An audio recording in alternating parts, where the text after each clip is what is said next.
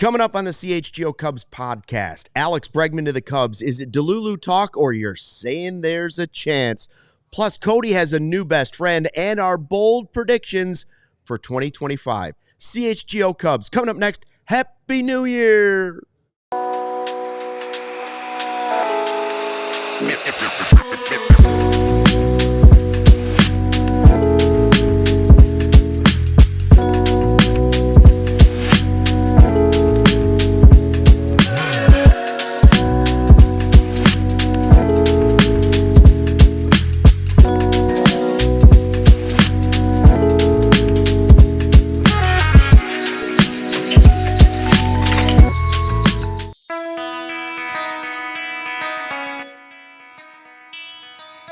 Hey, Chicago, what do you say? It's the CHGO Cubs podcast in 2025.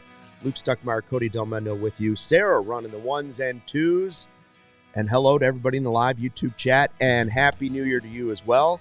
The chat is up and running. Hit the thumbs up button on your way in or your way out. Either way, Baseball Junkie says, hey, CHGO crew, Happy New Year. So great to see you. So great to see everybody. Thanks for all your support in 2024. You know, it was a great year until it was difficult at the very end. Real difficult. Now, new beginnings. We start again 2025. Looking up. The sun is out. The sun is shining in, Cody. It's shining in those windows in our studio. It's just nice that the sun is out in January. It is. You savor these moments during this time. You also savor the days we have before the season. Because, yeah, a lot of people right now, the new year is here. The Bears season is nearly over. We have one more painful loss to deal with. Amen. And then there's going to be like that 2 months, those 2 months where we're like, we start the countdown to baseball season. And I promise you, as someone who has to sit here and watch this baseball team for 162 every single year, I promise you, when I say this, savor this time. Savor it. Because I give it less than 2 weeks before we're all sitting here and we're mentally drained. We are mentally drained by this baseball team every year. Just savor the time that you're not mentally drained by this baseball team. Just savor it. I'm not saying you can't be excited for baseball season, but just savor the roller coaster that is the Chicago Cubs. Just savor the time that we don't have to deal with it. I'm not saying you can't be excited about baseball season. But the Cubs, just savor our time without them. Hey, keep in mind, as we start 2025, there is almost no chance that another Chicago team will have a better season than your Chicago Cubs. I mean, that's fair. There's almost zero chance that another Chicago team will have a better season than the Cubs. I don't know. I can't guarantee it's going to be that good. Yeah. But it will be better than the other teams in town. That is how sad it is in the city right now. But listen, I no matter what, even if they are good, they'll still go through rough stretches where they mentally drain you because the baseball season is a marathon. And it's, I'm just saying, like, we get into June and July, and even if they're good, they're still going to frustrate you. They're still going to have a loss that's going to make you want to pull your hair out. All right. So if there's anything I've learned in our 3 years of doing this, Luke, or my 3 years of doing this, you've been doing this for over a decade. Just savor the time. More than a decade. More than a decade, right? But I'm just saying, just savor the time that you don't have to just be deep in the weeds, like just deep in the depression, the ups and downs of following a baseball team for an entire season. You know what we do have? This is for the godmother of the podcast, Barb, who's always asking. We are live in 2025. We are live in 2025. That's it, Barb. If you're always asking, we are live in 2025. Happy New Year. Please, again, smash the like button. Shout out to the folks at Wrigley for putting on a great Winter Classic, even though the results sucked. But you finished 2024 the way you spent most of 2024, watching a loss at Wrigley Field. Yeah, it was brutal. But having fun. Me and Braggs had fun. And me and Braggs also met PCA. Wow, how about that? Well, tell us how it all happened. First, before we get to PCA, you've got a Blackhawk sweater on. Did you buy your first Hawk sweater? Or did you have one? No, my girlfriend just has really oversized clothes. And so you borrowed one. Yes. Yes. There's not even a name on the back of that thing. I've openly said I'm not a hockey guy. But was it a vibe? Did you like Jim Cornelison at the anthem? Did that get the tingles going? I guess, I'm not a big hockey guy. Yeah. But it was fun. It was fun to go and like see something different at Wrigley. I've only been at Wrigley for like concerts if it's not the Cubs. Look at that beautiful picture. I will say that if you didn't go and you wish you would have gone, I promise you probably were better off saving money. Not just because of the result. Well, even the players said it after. The Hawks players afterwards were like, wow, our fans brought it. They spent a lot of money, and we didn't show up. Yeah. Well, it's not only that, but also, like, they got just smoked. Me, just personally, like, if the best seat probably was in the upper deck. For sure. I think you wasted money if you sat in the first row behind home plate. Yeah, you can't see anything. And me and Braggs were in the very first row of the left field bleachers. And I'm like, the view kind of sucked, man. Like, you realize how small the hockey rink is. Yeah. When you drop it into a baseball field. And you're like, oh. I feel like you gotta find a way to get some seats onto the field and let fans be close up some way. If they're going to do that ever again. Yeah, the problem is they block the view of anybody if it's too low like you were. If you put any more seats, now you're seeing people's heads. Yeah, that's fair too. And I've heard that the pucks kind of fly out of there. Sure.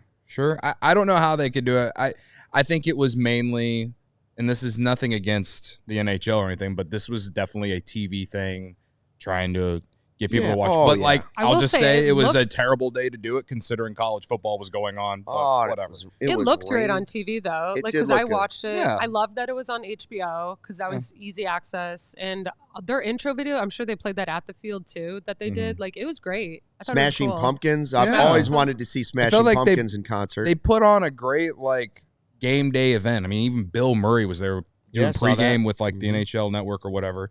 And there was a great vibe around the ballpark. Michael Bush was there too. I saw it wasn't just PCA. So how did you run into PCA? You didn't obviously the Justin Steele thing is you almost ran him over once.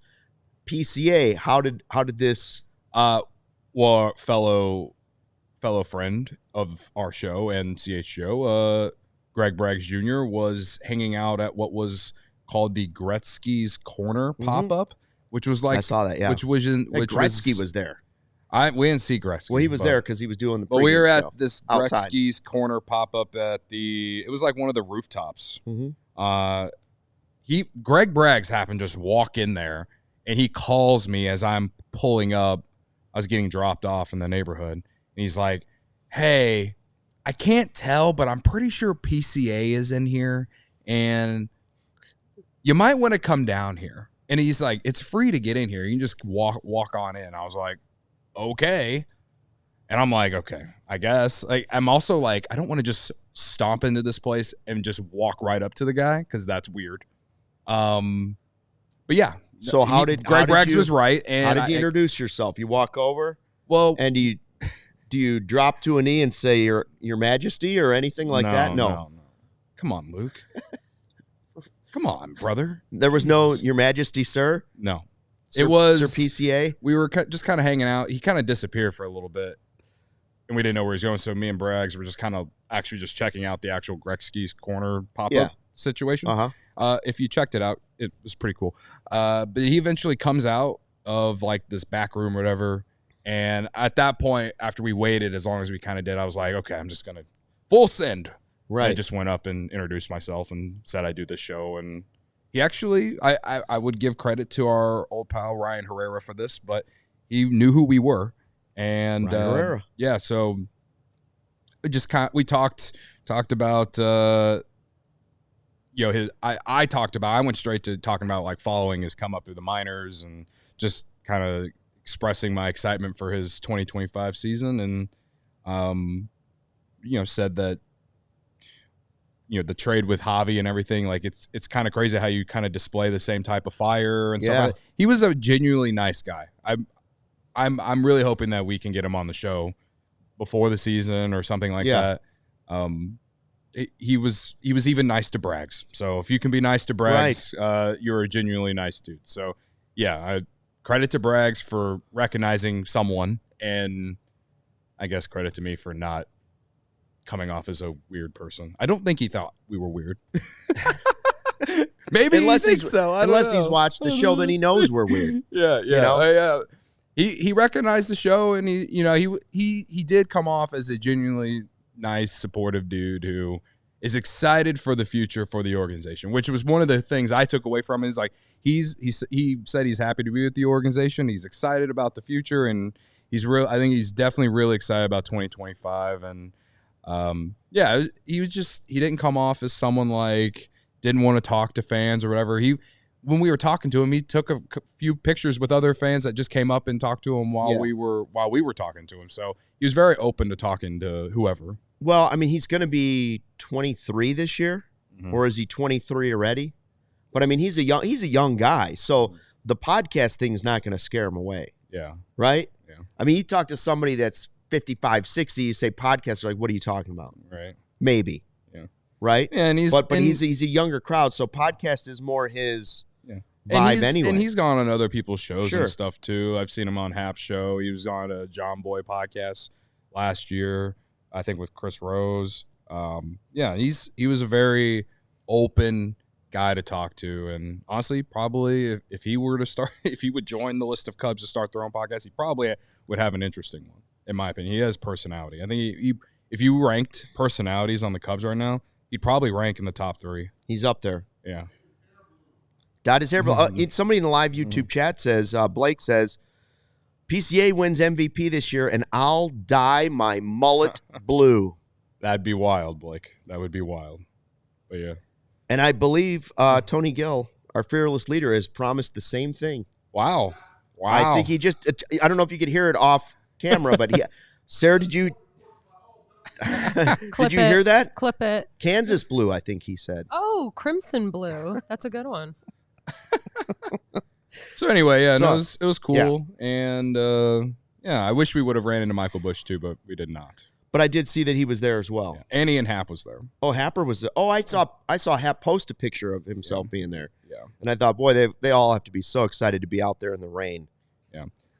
My last little criticism for the NHL, it was shared from Obvious Shirts, but they did some segment where they were shifted to like their little pregame set and shifted to their sideline reporter. I don't remember her name, and it's not even really anything against her. It's more on the production crew and all of this for like even allowing them to do this. And it shows that they don't cover baseball. But they shifted to their sideline reporter hanging out in the Bartman section and then bringing up Steve Bartman. And I'm just, oh, come on. I just think it's lazy. Personally, you're better than that. I think it's lazy to keep continuously bringing that up. Just like let the guy live, man. Let the guy live. We all know that it's one of the most embarrassing, sad moments in Cubs fan history. All right, it's one of the most embarrassing things that I have to continue to deal with. Now, I don't beat myself up so much for it because I was a child when it happened, but I grew up and realized that, hey, maybe Alex Gonzalez should have fielded the ground ball. Or maybe Dusty Baker should have, came out and did something. Booked their flights the next day. Maybe that too. Yeah. So I just wanted to throw that out there because that I saw that clip that Obvious Shirts posted, and I was just like, I never eye rolled so hard because at this point they're just going let the guy go. They're going to a larger audience, not just Chicago, where we know that's foolish. But Edzo, being a huge Cubs fan, I'm surprised he didn't say, "What are you guys doing?" He might have off the air said, "What are you guys doing?" Might have. All right, we're going to talk about the new Cubs reliever in just a second because the Cubs rang in the new year with a major, major move. Maybe another one's on the way, and one that got away from Gary Ross. We'll talk about that in a second. But first, a word from our sponsor. With Empire today, you get to shop at home convenience, the right product for your needs, quick and professional installation, and a low price guarantee. Empire today is the best place to get your new flooring. So, of course, there's copycats out there, but Empire can't be beaten on quality, service, and speed. So competitors then try to advertise low-quality products that Empire's not even going to carry. Empire's not going to promise you the lowest prices because anybody that's doing that is putting carpet or flooring in your house that they would never put in theirs. Empire's philosophy is to help you find what you need, not overwhelm you with thousands of choices. They have a great virtual floor designer. Snap a picture, just see instantly how new floors will look in your room. Shopping for floors at the big box store, good luck with that. Same person might have been selling a Christmas tree the day before. Flooring is all Empire does. They live and breathe it, and they service their own warranty. So schedule a free in-home estimate today. All listeners can receive a $350 discount when you use the promo code CHGO. CHGO gets you $350 off. Restrictions apply. See EmpireToday.com/CHGO for details. With HelloFresh, you get farm fresh, pre-portioned ingredients and seasonal recipes delivered right to your doorstep. Skip those trips to the grocery store and count on HelloFresh to take home and make home cooking easy, fun, and affordable. That's why it's America's #1 meal kit. Every HelloFresh recipe includes high-quality, sustainable sourced ingredients like produce that comes fresh from the farm. Something for everybody. So you can enjoy HelloFresh's weekly menu. 50 chef-crafted recipes to choose from every week. Excuse me. Here's the deal. Get 10 free meals at HelloFresh.com/free Cubs. Applied across 7 boxes. New subscribers only. Varies by plan. That's 10 free HelloFresh meals. Just go to HelloFresh.com/free Cubs. HelloFresh, America's #1 meal kit. Oh, yeah. I saw in the chat someone had a question. Benjamin. Yeah. Question for Luke and Cody. Do you think Jed being in his final year will actually change how he approaches building the 2025 team? I would say at this point, Benjamin, he has not changed his approach. I would agree with that. Outside of trading for Kyle Tucker. Agreed. I've said this before, and I'll say it again. Jed Hoyer, who... Okay, Braggs, you need to calm down. Jed Hoyer... Braggs just blew out another knee. Yeah, he just had let out this loud-ass moan.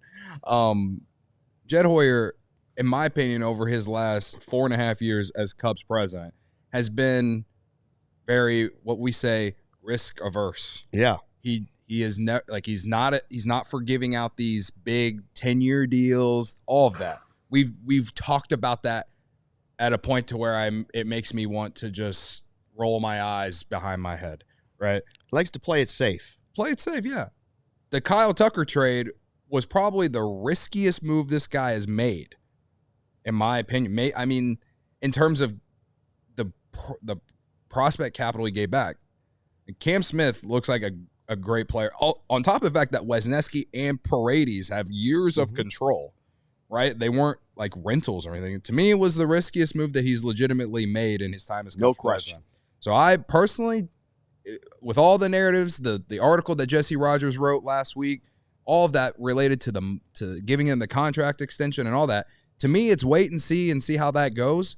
But outside of that move for Kyle Tucker, this offseason, he's pretty much been doing the same thing that he's been doing. I would argue that even that move isn't that risky for Jed Hoyer, because if it works, if the Tucker trade works, even if it's only for 1 year, it probably gets him a contract extension, right? Like if it works and the Cubs get in the playoffs, he's here for multiple more years, right? Yeah. If it doesn't work, well, he doesn't care that he gave the other guys away anyways because he's not going to be here. That's fair enough. So the risk for him individually is only down the line if Tucker's gone and the others become good, but it still would likely lead to him being here for a few more years and a new contract. I'll say this about Jed, and this is a pro for him. I don't think he, in his time as Cubs president, I don't think he has done anything that puts him ahead of the organization. Maybe this Tucker trade, it does that. Maybe. And that will come down to if they pay the guy or not whenever that time comes, when that decision has to be made. But while I agree with you about that, I also feel like he hasn't done something that could set the organization back 10 years. Right. And that's something that we see guys going into lame duck seasons do a lot. Do I think them trading for Kyle Tucker and sending Cam Smith is going to set this organization back 10 years? No, because they still have 7 top 100 prospects. They still have even if they don't re-sign him, they'll still have a team that's probably, depending on how everything plays out in the next year, they'll still have a team that can be competitive, that can we'll sit here in a year and say, oh, this division is winnable. Oh, this team could certainly win this division. We could certainly be having the same conversation in a year. So I don't think that the Kyle Tucker trade sets this organization back 10 years, even if they don't re-sign him. So a lot of people with the thought of Jed Hoyer doing things to save his job, like, I just don't see it.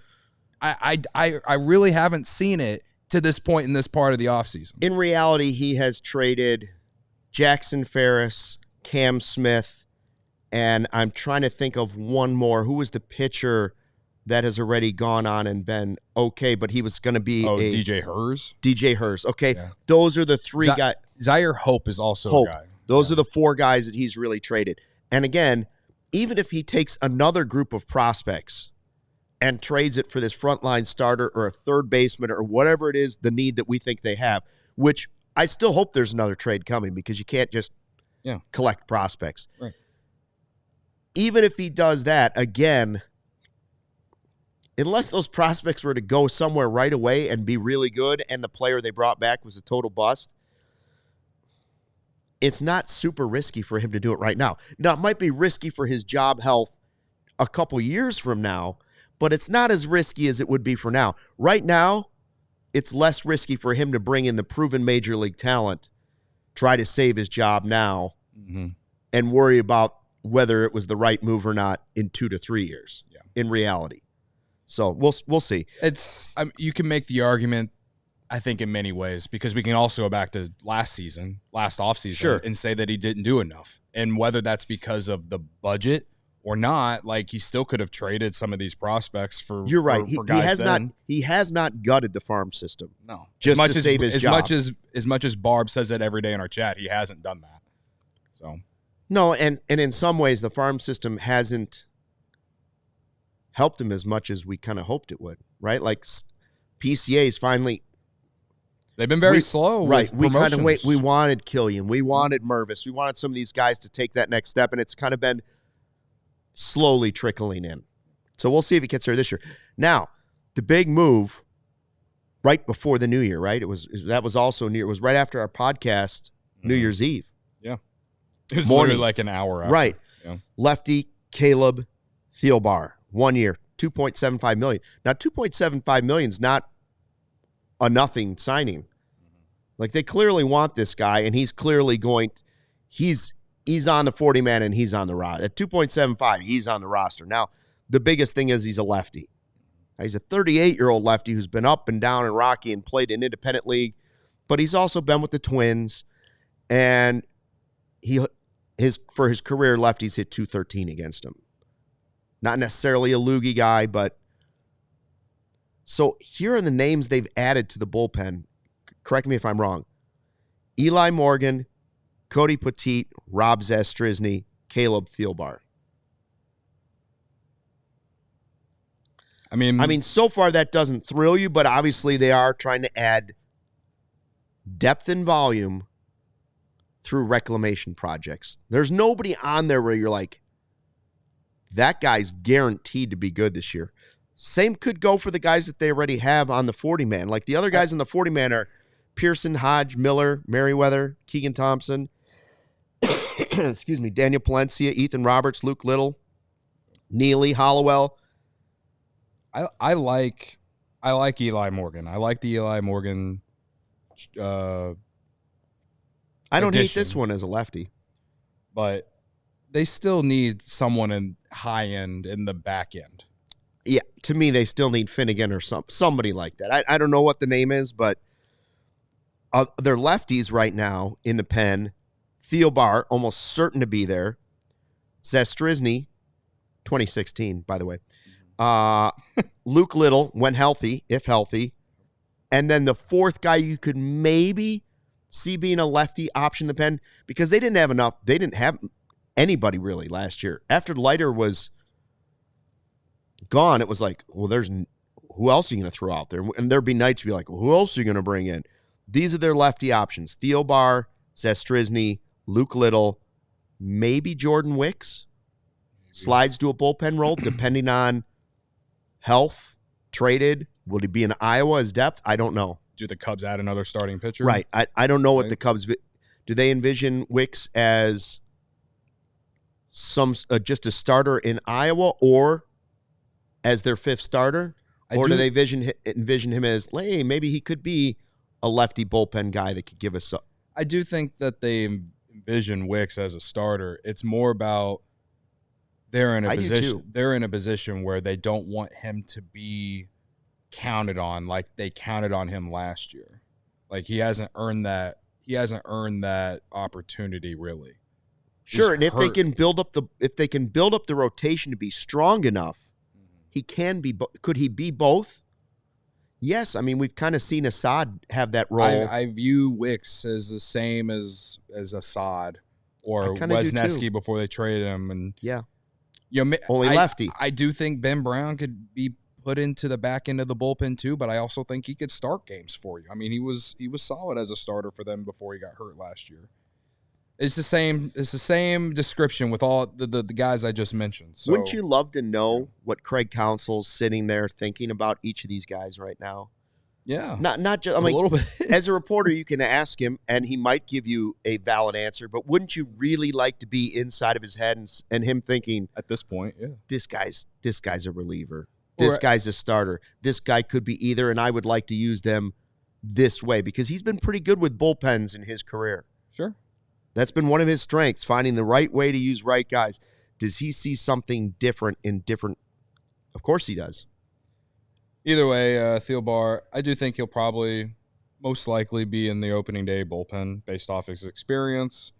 They did get a veteran. I said that they need veteran stability in the bullpen. But, yeah, he's coming off a year where it was like, he was better against lefties, obviously, than righties. But given how the rules with the bullpen are, like they have to face 3 batters. Yeah. And the likelihood of him to go out there and face 3 straight lefties, it's not going to happen every time he goes out there. So he obviously has to be better against righties next season. But at least he has a proven track record with the Twins. So I just think he's probably inserted somewhere in the middle. Like, is he replacing Drew Smiley of last year? You know, I guess maybe. You know, maybe. Although I don't think of him.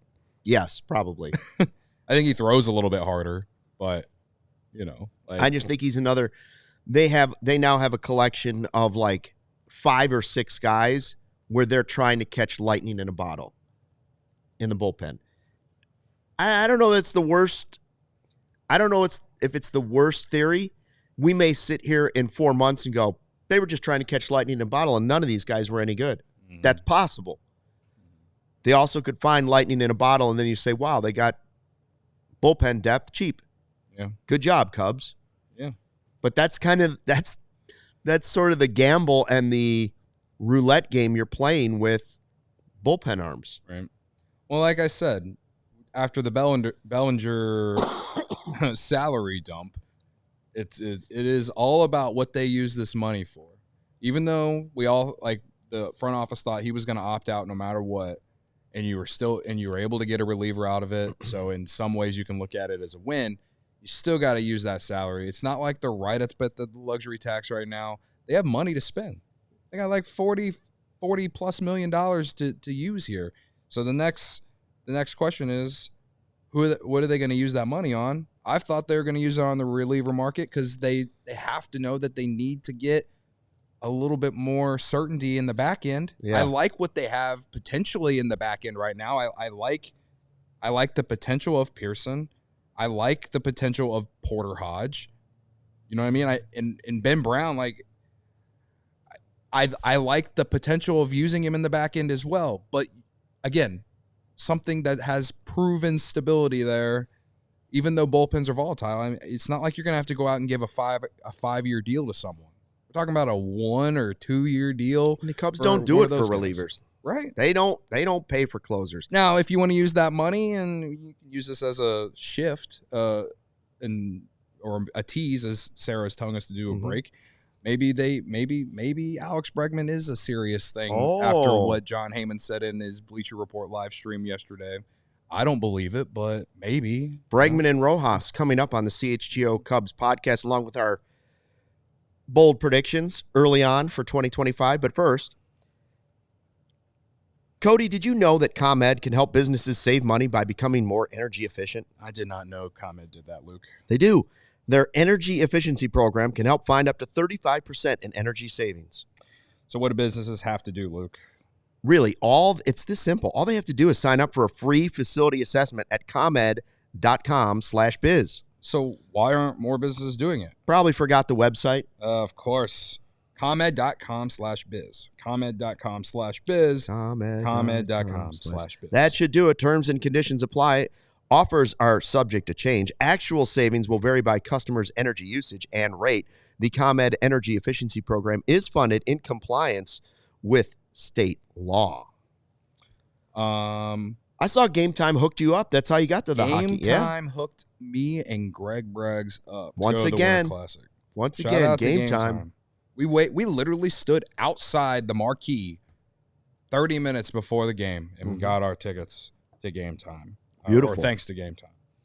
They have a new feature called Game Time Picks, which makes it easier to get tickets for events. Game Time Picks filters out the fluff to show you only incredible deals on great seats so you don't have to waste time searching through thousands of tickets to find the best value. Again, I live like a mile north of Wrigley Field, so during the summer, especially if it's on a weekend, because during the week I'm here, but if it's on a weekend and they're playing the Cardinals or something, and I just decide, all right, full send, let's go. I hop on the red line at Argyle, and then I ride to Addison, and then I pull up Game Time, and I just get the tickets because they get cheaper the closer you get to the event. That's the great thing about Game Time. And a view from the seats. And they give you the view from the seats, the panoramic view, so you don't potentially put yourself behind a pole. It just makes it super easy. And sure, I have a nice little setup to be able to do that. But either way, even if you're coming from the suburbs, the best thing is to just wait until you get to the ballpark and see what you got. All right. And that's what I do. That's how I always use Game Time. And again, just makes it super easy, especially with the panoramic views. So take out the guesswork out of buying tickets with Game Time. Download the Game Time app, create an account, and use code CHGO for $20 off your first purchase. Terms apply. Again, create an account and redeem with code CHGO for $20 off. Download Game Time today. Last minute tickets, lowest price guaranteed.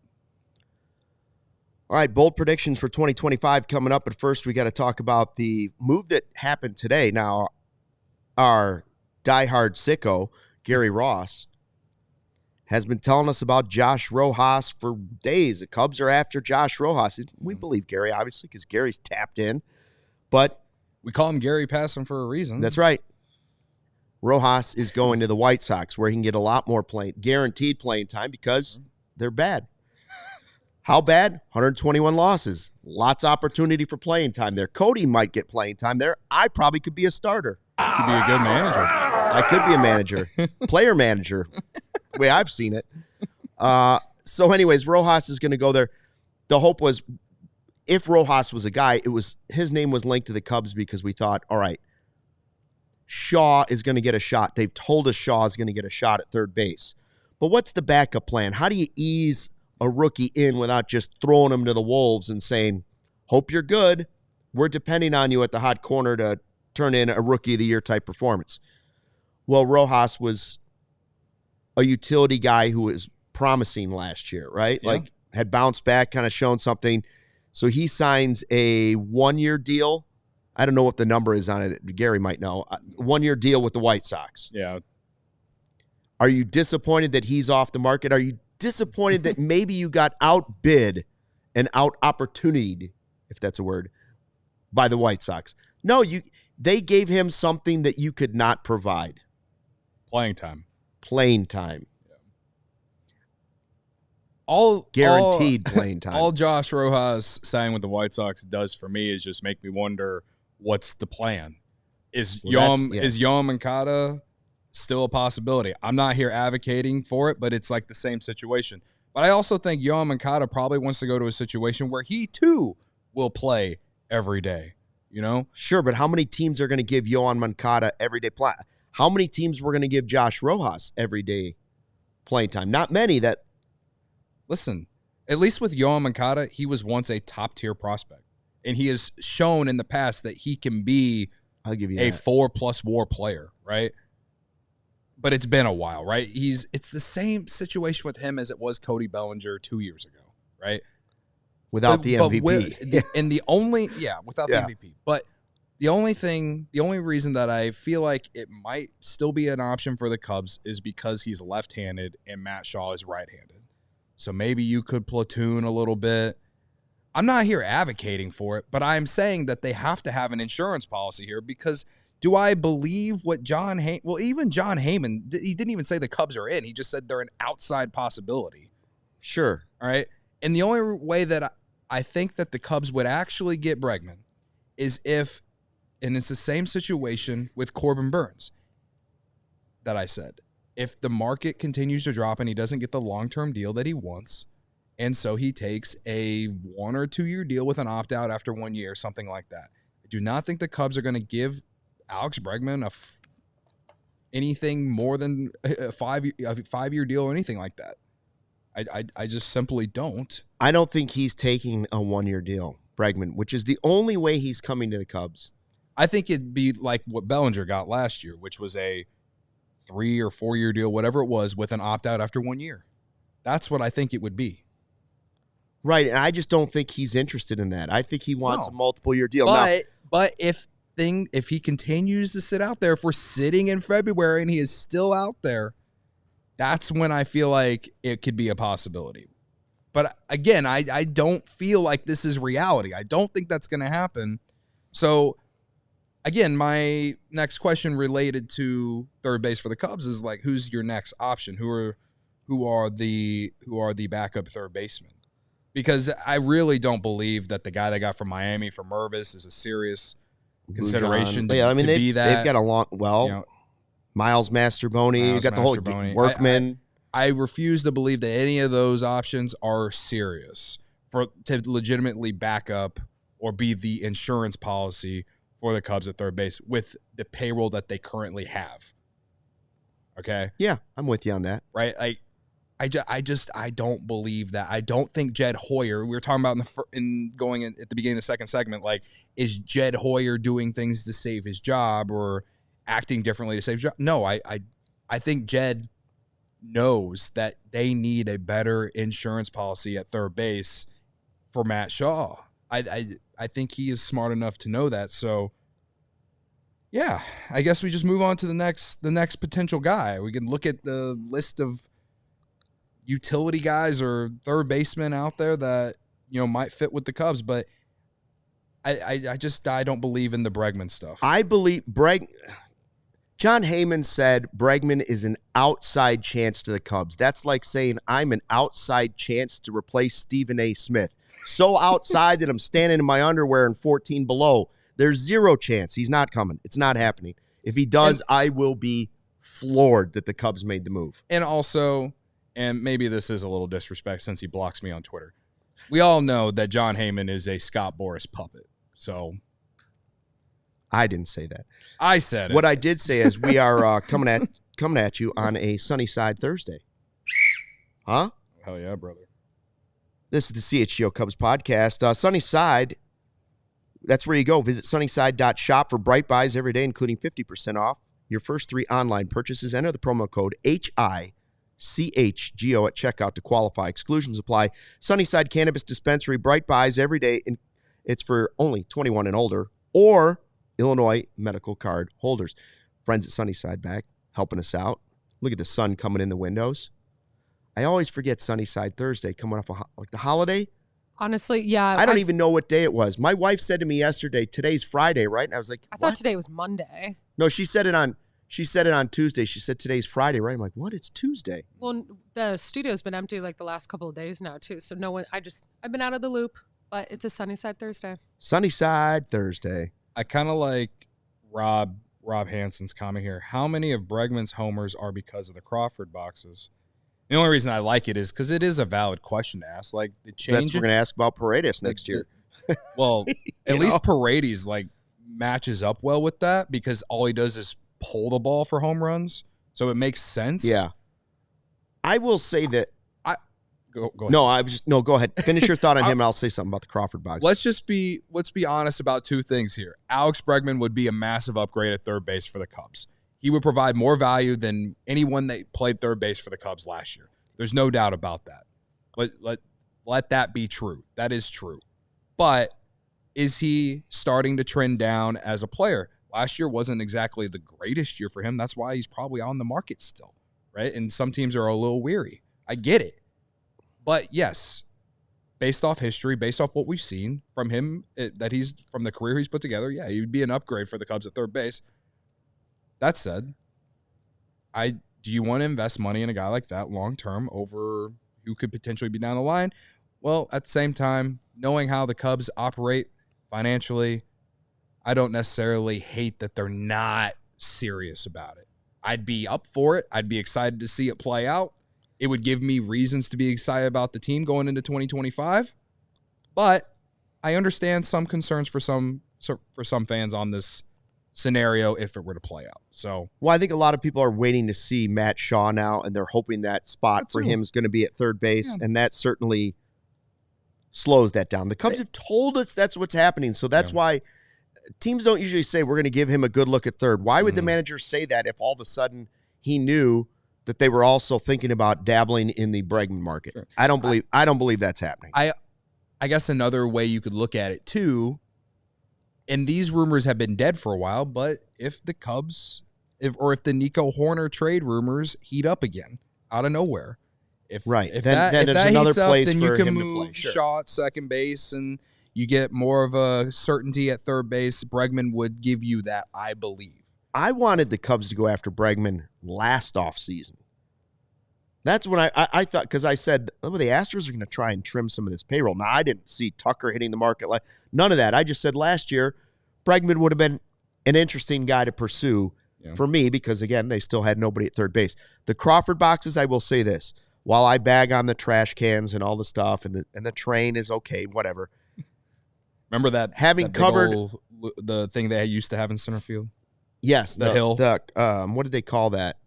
Something hill. I can't remember anymore. It's not there anymore. No, I think so someone stupid. got hurt. It was so dumb. It was ridiculous. It was a ramp in center field. Yeah. When I worked in Texas, I covered Astros games fairly often, and then I've been there a bunch with the Cubs too. The one cool thing about that ballpark for me is the Crawford boxes. There's nothing around the ballpark. The hotel across the street is kind of cool. That's where I believe the Cubs got the idea for the Zachary. Crawford boxes, it's just a couple rows, and the view is spectacular. When you walk down to those Crawford boxes, it's like you're standing over it's like you're in the outfield. It's a really cool spot to see a home run hit, I'll tell you that much. So I don't know how much it impacted him. I don't know how much it's going to impact Bregman, but it's a factor. You bring up the spray chart for him on Baseball Savant. Taos Hill. And Taos Hill, that's what it was. And compare it to where it would do at Wrigley. And let's just act on the Wrigley weather being more neutral next year. Oh, that brings us to bold predictions for 2025. These are early, we'll do them again right before the season. When the team is set. We did New Year's resolutions. These are what we call unprofessional bold predictions. Okay. These are our unprofessional bold predictions because the team's not even baked yet. Right now, the cake's been in the oven for like 30 minutes. You got to wait the full hour for the cake to be baked, but we're going to make our earliest bold predictions. Premature bold predictions, maybe. Okay. You got one you want to start us with? You start us off. I believe in 2025, the Chicago Cubs will have not one, but 2 30 home run hitters. Something I've been begging for is a guy to hit 30 home runs. I'm not going to say the names. I don't know which 2 it's going to be. I would assume Tucker's going to be one of them. Will Seiya be the other guy? Will it be somebody else that's not on a roster? Will it be Michael Busch? Will Dansby Swanson play enough games and be healthy enough this year to get to a 30 mark? I don't know who the other person is yet. Tucker is one of them, but it could be Ian Happ. But I think this is the year where they might have two. Now, I went back and was trying to bring up, I was thinking this morning, when's the last time they had two 30 home run hitters, right? So I went back and it was 2016, Bryant hit 39, Rizzo hit 32. Then I went another year forward, 2017, Rizzo hit 32, Schwarber hit 30, and Bryant stopped at 29. They almost had three. I don't think they're getting three this year. I'd like to just get one, but if I'm looking for a bold prediction, I'll say two. 2018, it was Baez with 34. 2019, they had two. Schwarber, 38, Bryant, 31, and Baez, 29. Now you're talking about a team with some power. You don't have a 60 home run guy. You don't have a 50 home run guy. You still don't have a 40 home run guy since D. Lee. I don't believe they have a 40 home run guy. I know that Tucker's that. But I think it's possible you could have 30 home run hitters on this team. And it's been way too long since it's happened. Yeah. I mean, let's just remember also that during the golden era, the team was built off. Let's just be honest about it. They were a home run or bust offense. Right, to the point where then they were like, we got to change this up. We can't be all home runs. Yeah. But in 16, there was definitely a lot more balance. You had guys like Zobrist. You had Dexter Fowler. You had you're those professional type hitters to go in there to go with all the power they had. Don't forget Miggy. Yeah, Montero. And obviously Chris Bryant to me was, he was in 16, he obviously won MVP, but he was not only was he a home run hitter, but he was a professional hitter too. He found ways to get on base at an elite level. He hit 39 home runs. But that's why he was MVP. But towards the end though, he was, or the team itself was built on home run or bust. It felt like on offense. So they need, I don't think it's necessarily like you need to have 2 or 3 guys who hit 30, but I think in today's baseball, you're probably better off if you at least have 2. So, I think there's no question you have to have at least one. Yeah. If you're a serious team, you better have at least one. I would agree. You need 2. Now, Demario Hall in the live YouTube chat says Tucker, Bush, and Suzuki will have 30 home run seasons. And Bob Loblaw says he could see it, but it's not likely. Yeah. Well, I've said this all offseason that Bush, he has 30 home run potential, and he's got to hit 30 home runs. I think for us to get past the fact that he strikes out nearly 30% of his plate. I thought you were going to say that we gave up Jackson Ferris. No.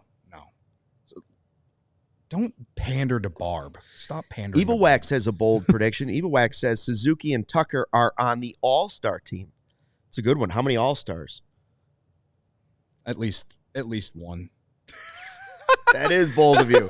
That's so bold of you. Okay, for me, my real bold prediction. These are bold predictions. So bold. These are premature, unprofessional, bold predictions. How about Ben Brown answers the closer role for the Cubs? Ooh, how about that? I like that. I have nothing behind it to say that it's going to work out or that that he's even going to have the opportunity. But again, bold predictions. I think Ben Brown would be great in the back end of the bullpen based off what he's shown us. But again, I don't know the role, but I really think that he could excel in that role. And as I've always said, the best scenario for them at closer is if it's a guy they develop. I've always said that, and I based off how they operate, that's the best path to them saving some games. And I honestly think a lot of fans want to see that possibility. So, give me, let's say Ben Brown takes the closer role. What if I said Hodge my beer and Porter Hodge comes back just like he did last year and says, you know what? I was the real deal and I am the real deal. There's your developed closer. Yeah. I'm not saying that the Cubs should look at their lineup and their 40-man and all those things and say Hodge is definitely our closer. I think that would be a little bit crazy and risky, but it doesn't mean he can't come into spring training ready to go and prove that he is the closer. Yeah. And continue that throughout the season. So we'll see. Again, it's bold. That's you wanted bold. I gave you bold. Oh, Gary Ross has a bold prediction. Gary says the Cubs will sacrifice their farm and trade for Sandy Alcantara. I'm not against that. I'm not against that. I don't want to actually, for the sake of chaos, I would love to see our YouTube chat the day that if that actually happens. To see everyone mad about everyone they move. Sacrifice the farm? I don't think you have to sacrifice the farm for Sandy Alcantara coming off Tommy John surgery. No. I don't think everybody's coming off Tommy John surgery. Who's not? Yeah. I think it's Tommy John. Am I correct on that? He's definitely, he was out all of last season. So. I was trying to think of other, so the home run thing is one, closer is another one. Bold prediction the other way, if you were, this is not me, so I'm just going to throw it out there. This is the devil's advocate bold prediction. Okay. What if the Cubs are still just a third-place team? They tied for second/third last year. Well, that's not bold. That's just pessimistic. That's why I didn't make it. That was the devil's advocate that made it. Okay. Even made me cough. So what's the bold prediction? Repeat what it. The bold prediction. Bold prediction, the Cubs are still just a third-place team. Is that bold? What's more likely? What's more bold, to say the Cubs win the division, or is it more of a bold prediction to say the Cubs are a third-place team? I think it's more bold at this point to say that they'll win the division because it's an unfinished product. And they finished 10 games behind the team. I think if you say that, I don't know which one's more bold. I think it would be more bold for you to say they're a third place team on opening day when we do our actual season predictions. I think that would be more bold of you to say that they're a third place team. At this point, considering we don't know what's going to happen the rest of the offseason. Right now, I think if you say that they're a third place team right now, I think more people would agree. Yeah, Shane says that's not bold. That's reality. See, yeah, I like the way Benjamin Nelson's thinking. He says, bold prediction: Matt Shaw wins Rookie of the Year. Okay. Here, you want really bold? You want as bold as you can get for a Cubs fan right now? What if the bold prediction is Chicago Cubs players Matt Shaw and Roki Sasaki compete for Rookie of the Year in National League? Now you want to talk about Delulu dreaming.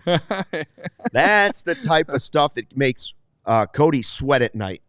That's when you got to get. It makes the hair stand up. That's when you need to get the spray bottle. That's when I need to get the spray bottle out. If they have those two guys and they're both in the running for Rookie of the Year, good things are happening for your Chicago Cubs. Not good things. Great things are happening for your Chicago Cubs. I like John's comment. Bold prediction: Boyd is their best starting pitcher for the first 2 months of the season. That is bold and depressing, John. That would be bad, I think, if Matthew Boyd is their best starter for the first 2 months. What happens to Shoto? Why is Justin Steele not getting it done? Did they not get Roki? Did they not trade for a high-end starting pitcher with their prospect capital that they have? If Matthew Boyd is their best starting pitcher for the first 2 months of the season, we're probably talking about a third-place team, Luke. Yeah. Niren goes really crazy. He says Cubs trade for Trout and a rematch versus Ohtani in October would be the Hollywood story. Ooh, that'd be fun. That would be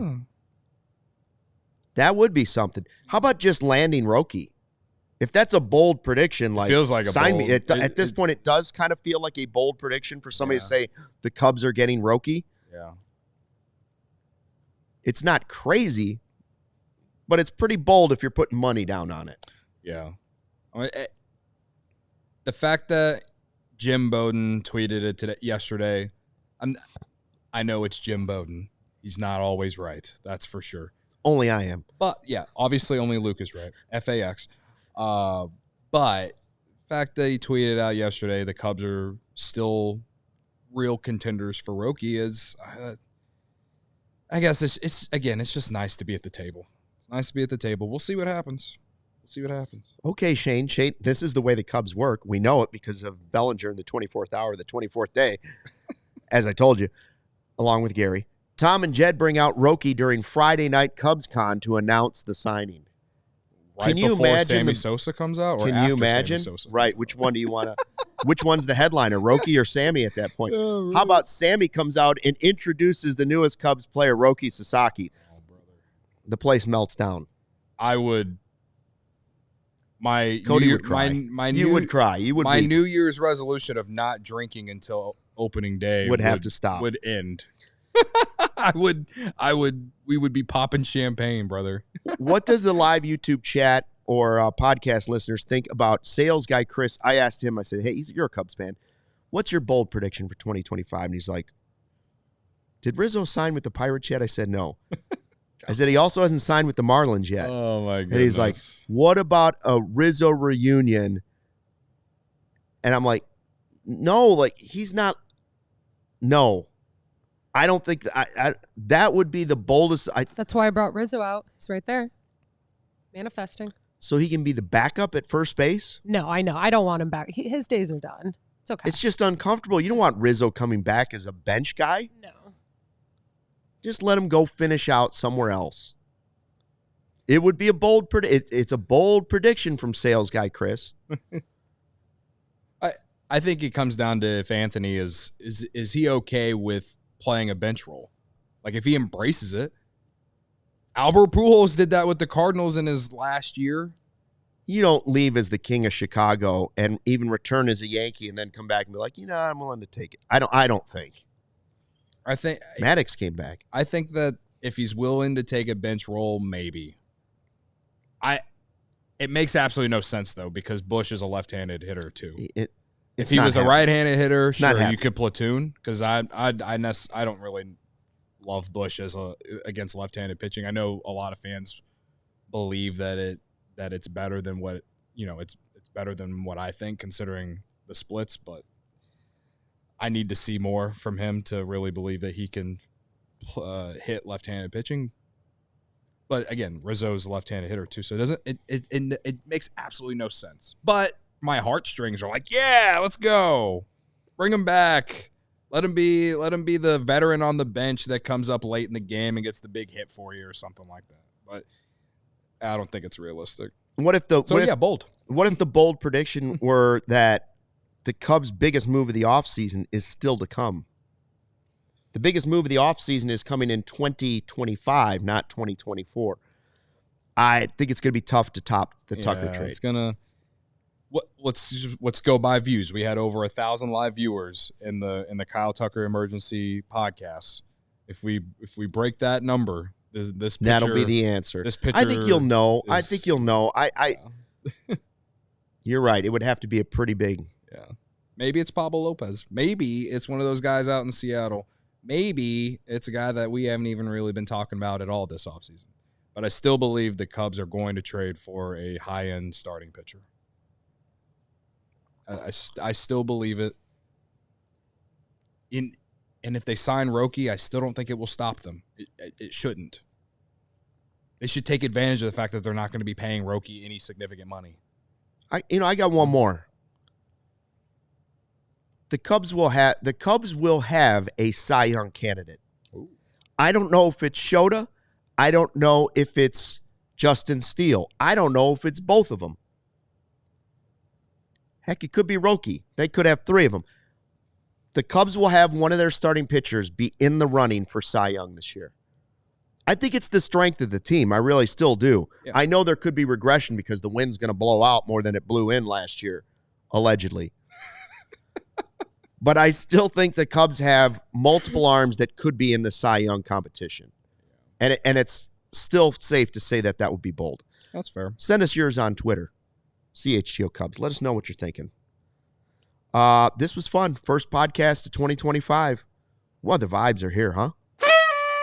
Vibes are always here. We'll be back. Corey and Brendan have the podcast coming up tomorrow.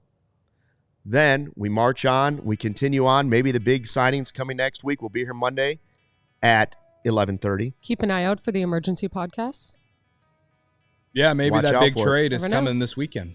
Until then, turn your alerts on. Thanks for watching. Happy New Year and fly the W. We all silly like the mayor.